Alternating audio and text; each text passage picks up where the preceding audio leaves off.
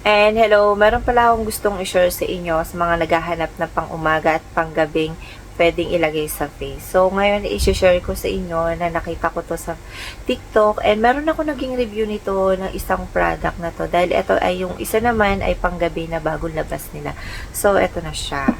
So, ayan. Ito yung isa sa mga bagong product na Saluden na bagong labas siya. So, meron itong partner kung gusto mo naman ay pang umaga tsaka gabi. So, ito siya. Mas malaki naman to. Meron ako naging review nito. So, ang ganda ng pinaka-review nito. And ang daming naging review nito. And alam nyo naman, sa TikTok ko lang naman ako nakakakita. So, nagre-review nga pala ako ng iba't ibang klase na lumalabas na galing doon na product. So, kasi doon nakatambay ako. Ay, minaghahanap ako ng mga bagong labas kasi makikita mo next month meron na namang bago, eto na naman meron na namang bago. So doon makikita mo ang daming lumalabas na iba't ibang klase ng product. So makikita mo na may mga iiksing mga review doon na ang ganda ng mga naging resulta. So hindi ko lang sure kung okay ba siya or hindi. So, kaya ako nagre-review dahil gusto ko ma-experience yung mga na-experience nila sa mga na ginagamit nilang mga katulad ng mga product na to. So, ito, ginamit ko siya mga ilang gabi pa lang. Ito, ayan. And ito naman ay gamit na gamit ko to. Halos matagal na to sa akin. May box to pero hindi ko na mahanap. Pero hindi pa siya expired. Ayan. Mga ilang taon pa siya. So, ayan, hindi ko na siya makita yung expiration, pero alam kong matagal pa to. So, dito muna tayo sa una. So, yung iba, nakapanood na ng review ko nito. So, ito, ipapakita ko sa inyo yung itsura nito. Konti na lang yung laman nito. Saluden Whitening naman siya with SPF 50 PA++. Isa to sa mga maganda na may SPF na siya. Diba? Pagka gagamitin ito talaga pang umaga, dapat may SPF talaga siya. And kung hindi pa rin kayo satisfied, pwede kayo magpatong ng ng sunscreen. Kahit anong sunscreen kasi dahil may nagtatanong pa rin pagka gumamit nito ay pwede pa bang magpatong ng sunscreen. Yes, depende na lang sa inyo kung pwedeng i-partner siya dito sa sa whitening cream na to. So, ito naman ay Sakura Whitening Glow Cream. And brightening and natural whitening and triple whitening ingredients siya. So, maganda to. Nung time na to ginagamit ko, medyo nag-light yung mga sunspot ko dito. So, pwede nyo siyang gamitin din sa body. Kung meron din kayo sobrang daming budget, pwede nyo rin siya ilagay sa body. So, nakalagay naman kasi rito na, ayan. Pero wala siya nakalagay na face and body. Pero, ako, nilalagay ko siya sa body. Itaray nyo rin siya lagay sa body. So, nakalagay dyan, eto. Yung nakalagay rito yung niya, triple whitening ingredients. So, ano nga ba yun? Meron siyang arbutin and glutathione and nicotinamide. Ayun, nicotinamide. Ayun.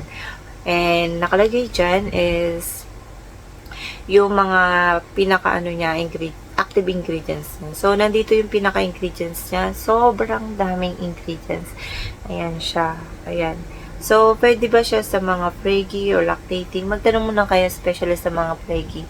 Tanong muna kayo sa inyong OB kung gusto niyo makita yung gusto niyo makasigurado ay ipakita niyo yung pinaka-ingredients. Dahil meron sa mga flaky na mga bawal sa mga ingredients ng mga product. So, nakalagay sa product. So, nandito yung manufacturing. Ayan, and alam nyo naman, automatic. Kung halimbawa, nakalagay dito, wala kasing direction kung paano siya gamitin. So, ang gawin nyo is mag-search muna kayo. Lalo na pag gusto nyo gamitin yung isang product, search muna. So, ayan, ito yung itsura niya. May takip siya dito. Isa to sa mga maganda, may takip. Para hindi siya natatapon pagbukas. Kasi kadalasan noon, yung mga product noon is walang mga takip. Bibihira may mga takip. So, ayan, uso-uso na yung mga takip. So, ito yung itsura niya. So, medyo matagal na to sa akin. Months na rin. Ayan. And, nilalagay siya sa face. Gusto nyo, wala nakalagay sa face ko ng kahit ano nakalagay. Na kahit ano. Tinanggal ko na yung sunscreen na nakalagay sa face ko. Kasi kanina ay lumabas ako ng bahagya. Ayan. Kasi may init din sa labas. Kailangan mo rin mag-sunscreen. So, naghilamas ako. So, dito ko siya ilalagay. Dito na lang. Kasi, di ba masyado maliwanag dito. And, ayan. Nalagay ko siya sa face. Hanggang leeg, syempre. And yung kabila hindi ko na lalagyan para papakita nyo kung ano yung tsura niya. Pag nilagay siya sa face kahit gabi. So, ayan. I-blend mo lang na maayos. Hindi mo na kailangan dito magpulbo kasi dahil maputi na siya. Sa mga morena, basta manipis lang yung paglagay nyo. Or kaya magpatong kayo ng mga tinted sunscreen, pagka ganun. Alam yung maputi. Kasi mag-adapt naman kasi yung mga tinted sunscreen sa mga white. Ayan. Ayan siya. So, ang ganda ng pagkakaano. Blooming din siya gamitin. So, nakakaputi siya. Sa mga melasma, sa mga magtatanong na may melasma, depende sa melasma kung madali naman matanggal. May melasma na mahirap tanggalin. Ayun ay dinadala sa dermatologist. So, ayun, sa mga dark spot, pinagbakasan ng pimples, pwede siya makaalas. So, pwede nyo siya gamitin sa body. Ayun. Ayun yung resulta niya sa face ko pag nilagay siya. So, malagkit ba siya sa labas pagka sobrang init? So, hindi siya. Ayan. Depende na lang kung oily ka. Pwede siyang mangyari na magpawis. So, ayun. So, dito naman tayo sa isa. Medyo maliit to. Akala ko nung time na to na nakita ko magkasinlaki lang sila. So, ito kasi yung una na nalabas. So, ngayon may partner na siya. So, maliit na siya. Ito na may skin renewing. Ayan. Saluden na din siya. And nakalagay dito, glowing and rejuvenating night repair cream. So, nire-repair niya yung skin mo. So, gentle skin renewing. So, Sakura, nakalagay dito, retinol plus niacinamide plus ceramide. So, maganda siya sa mga magagaspa, mga kung ano yung mga problema mo sa face, pwede niya makatulong to. Depende kung mahihiyang ka ha. So, nakalagay dito, triple ingredients, revitalizing, ayan, nakalagay dyan, is meron siyang retinol, active ingredients, so, ito yung, niacinamide and ceramide. So, yun yung tatlong yun, na pinaka-ingredient, active ingredients niya, na makaka-rejuvenate ng skin mo. So, ayun, nandito naman yung ingredients niya, marami siyang ingredients. Makikita nyo naman sa mga iba't ibang klase ng product na nilalabas din yung mga active ingredients na pwede maka-effect sa skin mo, effective siya, ayun.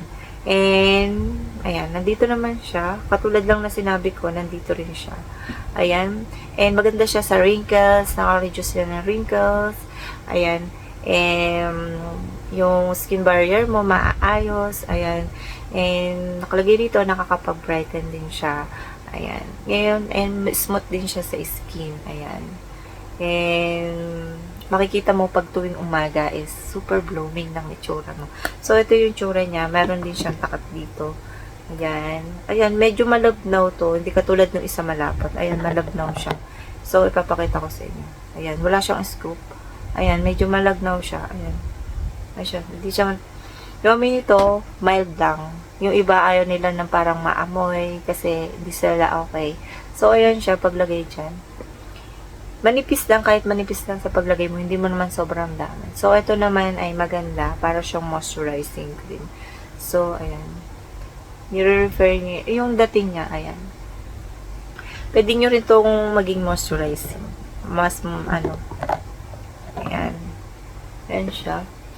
Hindi siya mahapte. Hindi rin siya makate pagka ginagamit sa face. Ayan, yung ginagamit ko tuwing gabi. Minsan hindi ako nakapaglagay. Naghihilamos lang ako. Minsan nagre-resting kasi ako ng mga face ko. Ayan, pagka nagagamit kayo ng ibang product, i-rest nyo muna bago kayo sumalang sa ibang products. Dahil ako, ganun ako. Dahil marami ako nakikita nyo ng mga iba't ibang klase ng product na ginagamit ko. So, mag-rest muna kayo pag magagamit kayo ng iba. So, pwede nyo itong patungan ng whitening cream sa ibabaw. Ako, gumagamit ako minsan ng ganon. Ayan. Pwede nyo rin ng serum. Una mo na yung serum, tas sunod to. Kasi ang serum, madali na siya matuyo.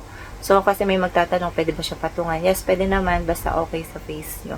So, ayan lang pinakita ko sa inyo at binalita ko lang na meron bago sa TikTok. So, ayun lang yung masasabi ko dito. And maganda siya gamitin. And maganda, makinis siya. Ayan. Depende lang sa inyo kung ano yung magiging resulta nito. And ayun lang. And see you next vlog. Bye!